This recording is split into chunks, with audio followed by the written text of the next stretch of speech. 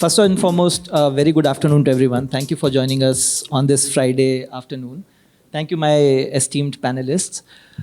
So when Sapphire team reached out to me about this conversation around balancing between what the business expectations are versus what our employees are also demanding. So I thought that this is probably the most pertinent question that probably would be bothering the business leaders, the CHROs. On one hand, if we look at the business, right, with Trump 2.0 coming in, with the aftermath of COVID, supply chains sort of getting disrupted, there is a lot of uncertainty, to say the least, in terms of how the business is evolving. On top of that, you have a very vibrant, startup ecosystem in India. We have 100 unicorns. Earlier, when a business would take 20, 30, 40 years to, sort of scale up and deliver, now, what we see in last decade, there are unicorns who have gone to $1 billion of valuation and then, has come back to, again, where it started from. So with these kind of disruptions and uncertainties, the business environment is as disruptive as ever. On the other hand, if you look at, employees, I was reading an article that, now we have almost 4 to 5 different multi-generational workforce that are sort of entering the workplace. And if you look at the kind of expectations, we all, would have seen that there's a conversation around should it be 70-hour, 80-hour, 90-hour work week, to the other extreme where, people are looking at a 4-day work week. So if the expectations are so fundamentally different, how do we balance between, these sort of expectations across a very diverse kind of a workforce? Things like purpose, flexibility have become as important as the compensation itself. So how do we balance these expectations as well? So on one hand, you have an extremely disruptive business environment. On other hand, we have, quite diverse expectations from the workforce. And this is where the balance word becomes very, very important. So I think this is going to be an enriching discussion. And let's hear from our panelists. And Sanjay, if I may start from you. Given that you come from manufacturing with many years of experience, what are some of the disruptions that you are seeing from a business environment? And what are some of the unique talent strategies that your organization might be doing? I'll share my mic with you. Thank you, Weber, for putting the question and the explanation of it so succinctly. So I think wherever there are challenges in business, there are opportunities, there are corollaries. So in our company, for example, in Apar Industries Limited, like in many other companies, I think the opportunity is of energy transition, which is happening globally, the energy mix moving to the renewable energy side, and also the opportunity in India for manufacturing as a China Plus One strategy. So I think these are two immense strategies till 2050 that India has got. And they throw up challenges as well of scaling up, of scaling up profitably and sustainably, and of also scaling up the processes, technology. I think the technological advancements like not only digitization, but AI, and more so today. For example, Microsoft is talking about the 4th state of matter, if you read the newspaper today, on quantum computing. So it really changes very fast. So coping up with it, preparing the workforce for it, talent crunch and skill gaps when it comes to emerging technologies and the new opportunities which are there, particularly in our business, which is 50% export-oriented or also conducted in different countries, more than 100 countries. Supply chain challenges, which Weber mentioned. The most, I would say, last but not the least, is other workforce expectation, which you dwelt upon. Flexibility, to be purpose-driven, and to also have a very fast-track career growth. Now, there is some kind of an implied paradox which emerges, and particularly with the opportunity which we are talking about. With all this, so they want to do quality work, or particularly the multicultural, multi-ethnic, and more so multi-generational coexistence of workforce, which is we have today at least 5 generations coexisting, benefiting from each other and learning to live with each other. The challenges with this expectation, particularly of Gen Z, which is going to be the majority of the workforce in the next 5 to 10 years. how to balance out so much of work which is to be done, who's going to do it. They are very intelligent, they are really digitally born, so they pick up faster, but they would become very, I'm stereotyping, don't mind it, but loneliness would set in very fast. Uh, there would be really anxiety very quickly, and how to get that, maybe HR people have to get on to address those imbalances in personality emerging out of lack of joint families, single parent, both parents working, those kind of social scenarios which are there now. I think so that's there, and India has to become rich before it becomes old. That is by 2050. Only till then we have the demographic dividend. We start becoming an aging country after that. That's the threshold. So this is the paradox I think of, and the reskilling bit, of course, with that. I think what is most important that we are doing at APAR, rather, I would put up some specific things, is working on the leadership pipeline, succession planning. We are doing very in a rigorous way. So hypo programs which we are running in different ways. We have also come up with a APAR leadership incubation lab, which we are working. It's a 1-year program with Wellinkers. The syllabus which we have curated for those people who have, for budding leaders who will have more resilience, more adaptability, and quick learners. Well-being enhancement, of course. So we have enhanced after COVID our group medical aid policy by 4x, group personal accident insurance by 2x. We have done away with the sandwich leave policy by intervening. Saturday and Sunday were counted in leave like most of the manufacturing organizations. Many years back, we have done away with it. We had 2 alternative Saturdays, so now it's a 5-day work. So these are some of the things which we have done, along with, of course, bringing in a much better HRMS. And we are working with the HRMS company to, as their AI, as a case study, they are working with APAR Industries globally, how well we can address these expectations. A person who can book a cab in a minute's time or less does not want to fill in those many pages for such a long period of time for PMS. So how to address those expectation? Along with it, I'll just take a minute, Vaibhav. The cultural transformation which is happening, which is the blending of the old good tenets of culture, the culture traits, with the new tenets. We have had almost near zero attrition, legendary long tenures. So, but there's a new workforce coming in. How to make them coexist with each other? They are more aggressive. They have much higher aspirations. They are, of course, not lifers. So these are some of the things we are working on. And of course, one last thing which we are working on, most important, is to proactively have a reskilling roadmap. Because when AI comes, it's going to create redundancies. So how to reskill, how to redeploy, that's also very important for us. Right. No, Thank you. Thank you, Sanjay. Ajay, if I may now, given that you come from financial services, right? And if I look at manufacturing versus financial services, where, the blue collar concept doesn't exist, but in terms of numbers, pressures, sale. So how are you handling? What are the changes that you are seeing, Ajay? And, how is it that your organization is sort of coping up with it? Yeah, so predominantly, my overall experience is in BFSI sector only. I have worked with various organizations wherein lot of disruptions I have seen in past 22 years. Different kind of work set challenges are there, and the demands of the talent is also changing, both from the organization side and also from the candidate side. So what we have seen in early 20s, early 2000, and what we are seeing today is very, very different. So some of the examples I can give, possibly at that point in time, people were looking for a job. That yes, I need to, come and work with your organization. Today, people are not only looking for a job, they're asking these kind of questions when they are coming to give the interviews. That, what is the progression which is there in this role?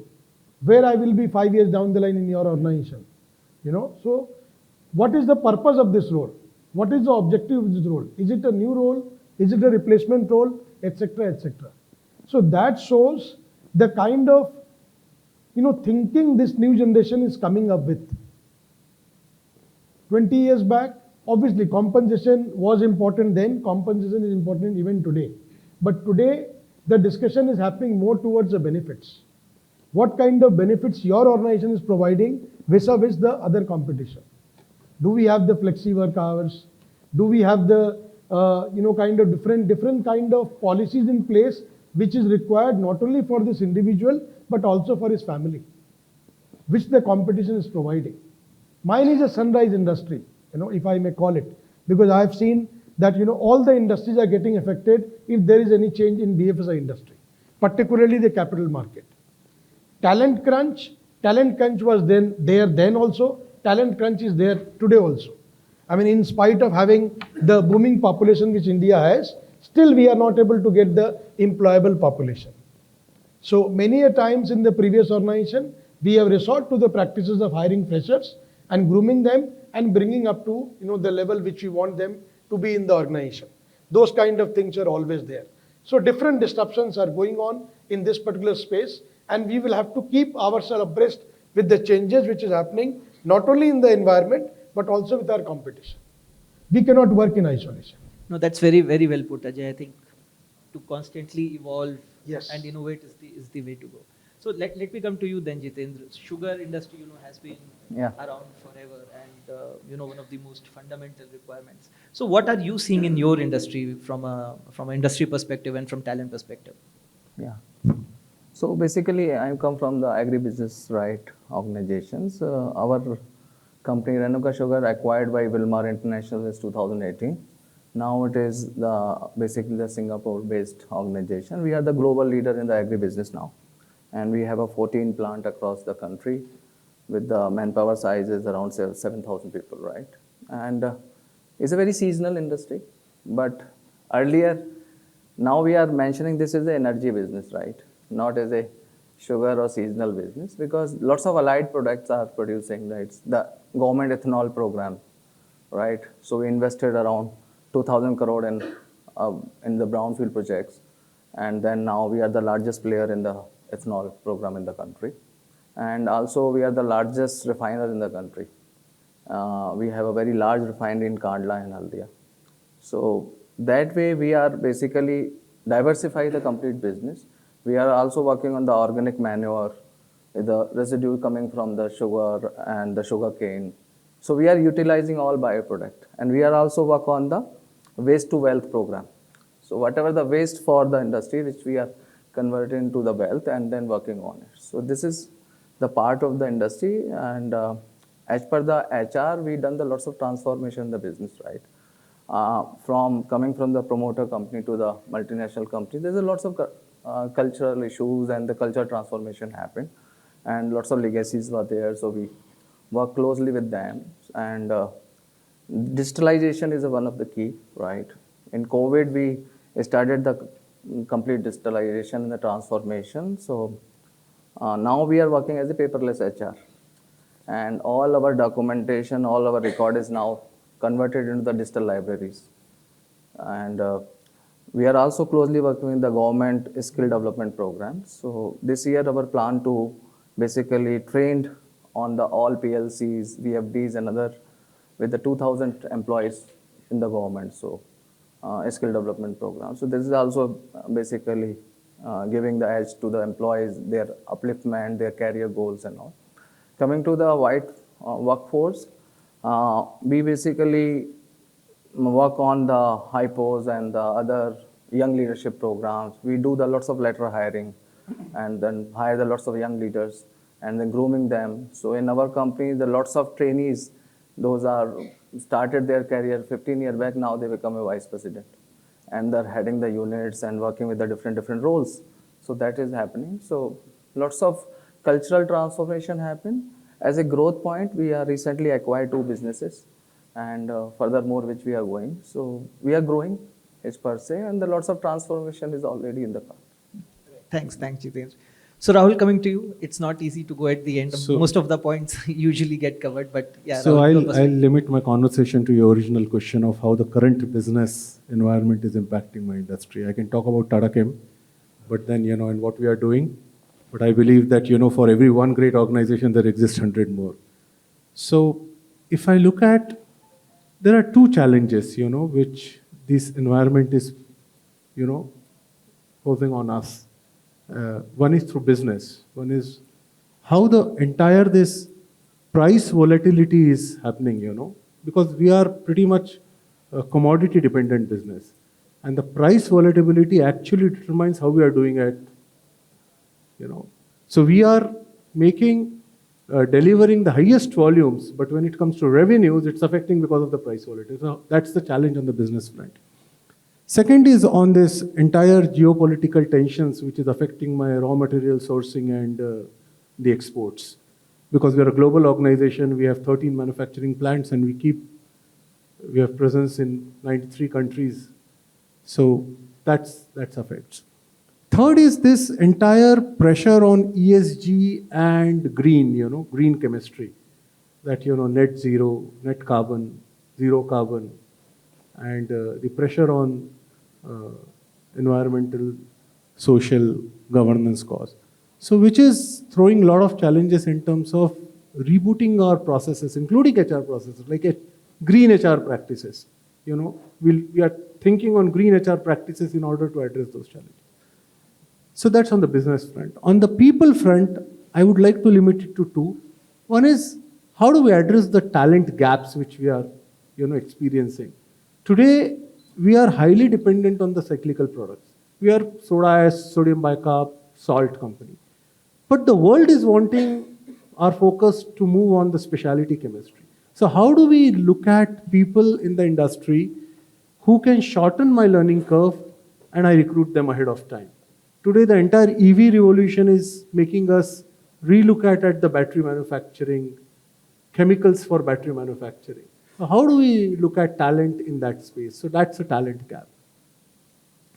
And second is, how do we shift our focus to the entire well-being? Because we are in the hazardous chemical space, and employee well-being and safety does take the priority and center stage. So how do we really look at our HR processes from the safety and well-being standpoint? So I think these are the four. So let me just extend that question to you, Rahul, and then maybe I can come to other panelists. So in your opinion and in your experience, and I think you put it quite well in terms of the expectations from both sides, which are one or two unique initiatives or specific initiatives that Tata Chem has taken, in your opinion, which are actually playing this balancing act beautifully? On one hand, I need to deliver, I need to be ESG, and on the other hand, I have people who want flexibility, people who want, purpose.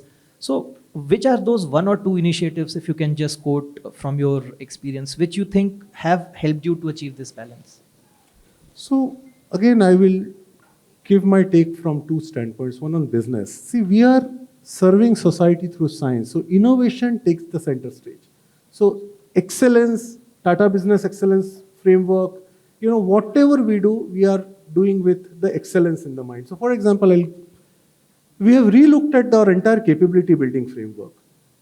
We look at, there are 4 levels of evolution in the company. There are people who are working under supervision. There are people who are individual contributors.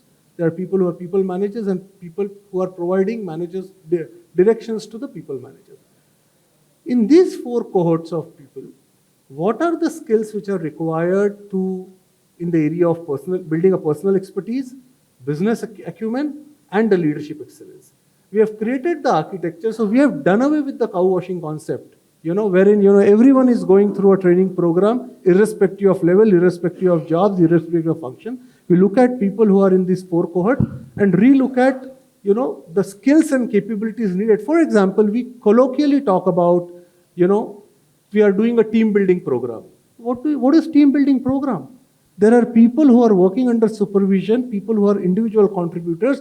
They need skills in order to work in a team. So they need program how to effectively work in a team. But there are people who are business managers and people leaders. They need programs which are how to build an effective team. The skill sets, the design of the program is completely different. So we are demystifying this entire capability building program. And the second area which is a runaway hit, which we have started working, so we are a 100 years old company. We have acquired companies which are 115, 200 years old in Europe and US. How do we create a unified culture? Okay, so we have got the senior management for 2 days and asked them a question that if you have to take that business to the next level, how do you envisage Tata Chemicals? And then what are the behaviors which you want in our leaders to demonstrate and exhibit? And that basically it's helping us to relook at our culture and competency framework, which I can talk about it in if the need be, which is helping us to build a very unified culture. See, all of the factories, we have 13 factories, few factories globally, all of them have local cultures, but there are something which is unified. Okay, adaptability, accountability, this customer centricity. So all these, how do we get this unified? That is the work which we have rebooted. Yeah. Jitendra, if I then, again, in your context, if you can, probably if you would say that, two of the initiatives you did mention about that, you're becoming across, moving from cyclical to regular business, your ethanol business. Now, given that business realities, what are those one or two initiatives, keeping in mind that, again, you have multi-generational workforce? What are two initiatives, programs that you felt that, have helped you the most? Yeah. So, as you rightly mentioned that earlier is basically the cyclic or seasonal industry, right? And now it is the 12 months program which we have complete. So we divide our business model. We have ethanol program which is working for 9 months. We have our organic fertilizer program which is also for the 12 months. Sugar is anyway the 6-month program. And the power is again a 12-month program. So that way we divide the business models for the all company, and then consider as an energy business and how we are working on it, right? Secondly, we also induct the lots of transformation basically on the people practices, where there's a lots of wellness which we covered after COVID, because there's a lots of casualties or deaths happened during that time. So we closely work on it. And then we are celebrating the Wellness Month program every 6 months, right? So we hired the lots of top senior doctors and basically the well-being, the coaches and all, which we are running the webinar throughout, which is every Friday is happening for 2 hours, right? So, and people are joining from all 14 locations and working on that, and they also got benefited. And we also work on the lots of medical benefits program, which all type of insurance and other things, which is already there, and we enhance basically the limits and the caps on that. And we also closely work on the ESG programs, right? So sustainability model which we are, and it's now the part of the KRAs. So build ESG metrics in the KRAs model and all. So that is we'd already done it. And in the next year, which we are introducing the few new program, which is maybe the good people practice is going to be happening. Ajay, now coming to you. Again, BFSI industry is synonymous with high work pressure, mental well-being. So again, maybe from your current experience, previous experience, any 2-3 specific initiatives which you think helps you to achieve this balance? On one side, extremely demanding work environment. On the other side, workforce which is quite different and diverse. So how? Yeah. So I've understood your question. So as I said, my industry is very, very volatile, very, very fluctuating. And I'm sure all of you guys are witnessing it day in and day out, in terms of the capital market, in terms of the IB space, in terms of the IPO market, PMS market, etc. So definitely we have a challenge of attrition. Definitely we have a challenge of, getting the right talent into the organization. Now, getting the right talent, I'm only talking about, very, very basic thing, but yet very, very important things.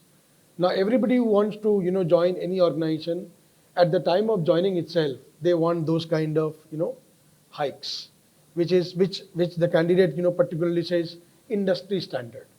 I'm looking at industry standard. Now, what is in the industry standard? So, industry standard can be 30%, 40%, 50%. And I don't know which industry they're talking about, because it is more to do with the, the desperateness, whether it is a desperate need of the company or whether it is a desperate need of the candidate, in the right sense. So what we have designed in our organization is fine. I mean, the candidate is very good at the interview table. The resume is been built, with the best of the copy and paste. Everything is fine. Now, how do we go about discussing about the compensation structure? So, in order to have a win-win situation, what we have done is we have created various milestones, which are all quantified and which will be all mentioned in the letter itself. That if at all you're looking at a X compensation in Y period of time, I will be writing that in your letter itself, that on achievement of certain X numbers in this much time frame, your salary will be revised from this to this, and then again from this to this in this period of time. So that gives a comfort to the company that as long as the candidate is able to deliver, I am getting my required number, and even the balance between the business and the HR, because this fight is always there. The business wants the cost to be low and low and low, and the best of the candidate. And HR, they are struggling to get the best of the candidate at the low and low salary. So this is one of the beautiful initiatives which we have taken, and it has worked really well, in terms of getting the right candidate, and plus a win-win for the candidates as well. And once we are building it over a period of time in their letter itself, this is also kind of assuring me that the candidate is going to stay for that period of time, taking care of my, attrition challenge. That is one. Second is in terms of my performance management system, it is completely automated and we have digitalized everything. We have defined the KRAs and KPIs in a very, very robust and objective manner, quantifiable manner, so that there is no ambiguity. Because what happens is, at the end of the day, when this performance appraisal thing happens, obviously every employee thinks they have done the best. And every employer, the manager on the other thing thinks, what have you done? So in order to have the win-win situation again for the employee who is there in the company and for the manager, we have designed it in such a manner that, yes, he understands it from day one. We make this KRA as a part of his offer letter only. Because majority of the time, the employee after spending 6 months, 9 months, 12 months says, I don't even know what is expected out of me. So those expectation mismatch are getting reduced, and it's a win-win situation for both the parties. Thanks, Ajay. And I think just carrying on that thread, right? Transparency, laying out things in the open to begin with, compensation wise, KRA wise. So Sanjay sir, let me come to you. Now, if a CHRO has to build this kind of an environment, which talks about culture building, what Rahul spoke about, transparency, what Ajay spoke about, what do you think has changed in the role of CHRO, and what support is required from the leadership team? So if you were, again, you come with very rich experience. So again, if you reflect back on it, what do you think has changed in the role of CHRO, and what support is required from the leadership team? A very good question. Thanks, Vaibhav. A lot has changed, and a rethink is truly required, and it is getting done also today. What has really changed is the understanding of the business, the depth of understanding and the width of the business that a CHRO needs to have today. Not only the fundamentals, but also what are the trends, what are the challenges. If a CHRO is not present in the monthly review meetings, not only the quarterly or the annual review meetings of the business, I think the CHRO is really not organically related to what the HR intervention structured and others should be undertaken. So that's one thing which has really changed. The second thing which has changed, the CHRO is now expected to really do a tightrope walking, which always was the case, but it's become more aggravated, is to do the business partnering and as well as to meet these reasonable and unreasonable expectations, as I mentioned, of the employees as well as the candidates. Every CHRO for the leadership position needs to have a backup candidate also today, which never was the case, at least for leadership hiring. So that is the other thing. The CHRO must be an excellent executive coach to the business leaders, most of them not only to one level below, but also to the peers, because that is something which really, and a great counselor. So I think with more of digitization and technology, HR is really it's being reinstated its natural habitat, which always was the case earlier, which is of employee connects, coaching, counseling, understand listening. So all these things along with business. So I think this is something new which is there, and the CHRO has to be the go-to person for, obviously has been, and today more, not only for an employee problem, for a business problem also. So I think that's changed to my mind. Thank you. No, no, absolutely. Ajay, your views on it? Again, maybe from an industry perspective, but how do you just reflect on that? No, 100%. CHRO has to be in any of the business meetings in order to understand, because there is no difference between a CHRO and a business person. Business person is driving the businesses through their team, and CHRO is driving the entire organization. So the CHRO will have to understand the business first, because understanding of the business, if the CHRO is getting, he will be able to understand the challenges which the employees are facing. And once he understands the challenges which the employees are facing, he will be able to address those challenges in that very manner, whether it is through training interventions, whether it is skill-based training, behavioral-based training, product training, process training. If at all I myself do not understand my business dynamics, what are the demands of the business, how is my industry functioning, what will I understand, what my employee is looking for. So gone are those days when HR was only a personal department, doing only the administrative kind of job. Today, HR is definitely a business partner, and now in the time to come, or obviously in some of the organization, HR also has a board seat. So that this balance is very, very important, and understanding of the business, CHROs is mandatory. Jitendra, your views quickly, again, in terms of what you have seen. Yeah, as Sanjay and Ajay rightly mentioned that now HR is basically a complete transfer. Now it's the part of board, right? They are already giving their presentation, talking to the audit committees, meeting with the audit committee chairman regularly. As we have the board from Singapore, and we are regular interaction with them, right? And there are lots of ideas coming from what the other international companies are doing, our partners are doing in Australia and other countries. So lots of basically the learning coming from the board, and the HR is closely working with them. And that is a need of the day, right? To understand the business, to understand what are the risks the business is having, right? And how we are going to mitigate that risk. That's more important, right? People is always is an important area. But risk is also very important. The business risk, the people risk, right? Where the talent gaps are there. And the learning curves need to be developed. And the learning card, basically the balanced scorecard need to be worked closely with them. So those are the areas that need to be inducted regularly. And Rahul, your final thoughts on this? See, these are given. I mean, if you got to have this, otherwise you have no right to sit on the CHRO chair. But one of the critical success factor which is coming on table nowadays, which is changing, is the CHRO is required to speak less, observe more, and have one-on-one conversations with people basis what he or she is observing in the meetings. Because we are required to manage egos of people at the senior level. Sure. Okay, if these egos are not effectively managed, then the organization runs a risk of falling at a leadership level.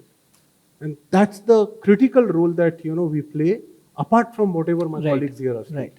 So Rahul, then last question, and maybe to all of you. So if there was one thing that you can suggest to our friends here, one thing that they should start doing today, what would be that one thing that which will help them to achieve this balance and take it further in their organization? One recommendation. See, often I have seen HR folks talking about what's new, what's different. I would like to bring their attention towards the fact that we only do two things. Okay, we help firm achieve its performance today. And Chris is sitting here, one of my team members who have worked with me in Trent. How do we help firm achieve its performance today? By ensuring that we hire capabilities ahead of time who shorten our learning curve. B, by ensuring that we are building capabilities so that people are able to do their current jobs well. Forget about the next level jobs. My current performance should not be at stake at the cost of, where I want to take my organization to the next level. B is, how do we build an organization for tomorrow by ensuring that we have enough leadership pipeline to take the positions in going forward? and we build an ecosystem, culture and climate so that people feel like coming to work. If we are able to manage these 4 elements well, I think we are doing our jobs well. Right. Jitendra, your recommendation? Yeah, work-life balance is very important, Work-life right? balance. And then we always design lots of programs and other things, which is very important because we are the people manager, right? And as Rahul is mentioned that we need to be interact with the top leadership, maintaining them, and then also bridging gap between the people and all. So lots of good people practice need to be inculcated and inducted in the organization, Right. which give the people ease of life. That's more important. Interesting. Ajay? In my case, I would say in my experience, I've seen majority of the HR people, they only speak, what their other side wants to hear. And that is what I would say, don't do. You will have to speak your mind. End of the day, they have hired you as the head HR, they have hired you as a senior HR. You will have to speak what you think is right. And possibly not in one go, but after 3-4, kind of attempts, they will understand what you're talking. That's the end of it. I mean, and if at all, after your 6, 7, 8 attempts, even if you feel that, they are not able to understand, then possibly you're not fit for that organization, or that organization is not fit for you. Interesting. Interesting. Sanjay ji, your... Yeah. So I think I really like Ajay's answer that CHROs must speak up their mind and not just toe the line. What I think I would recommend to everyone today is to work on the roadmap for redeployment. I think that's one thing certainly. I'm not tempted to take a minute more. Please. Whereas we all spoke about being wearing the business person's hat. All HR persons must. At the same time, there's a caveat, I think. Should HR professionals behave like business professionals? Certainly no. And we should always remember that the business has, the company has already, it does hire for sales, ace sales professionals, for technology, wonderful R&D people. They have hired us only for HR. So we should know the business for a better understanding of what the other person is saying, my colleague is saying. More important, we should retain our HR, academic knowledge, our professional experience, capability. Thank you. Right. No, thank you, Sanjay ji. So, as all of you heard that, the change is real, the change is here to stay. While we looked at very, very different industries, but some of these themes which I made a note of, for example, building those capabilities for today, for future, looking at, culture and making sure that everyone feels sort of included, everyone is able to contribute. I think those are some fundamentals which will, always stand true, while also donning on the hat of, not necessarily becoming a business leader, but at least developing a better appreciation of the business requirements and people requirements. So I think that is, for me, the biggest takeaway. Thank you all the panelists. Thank you for sharing your views. And thank you audience for patiently listening in.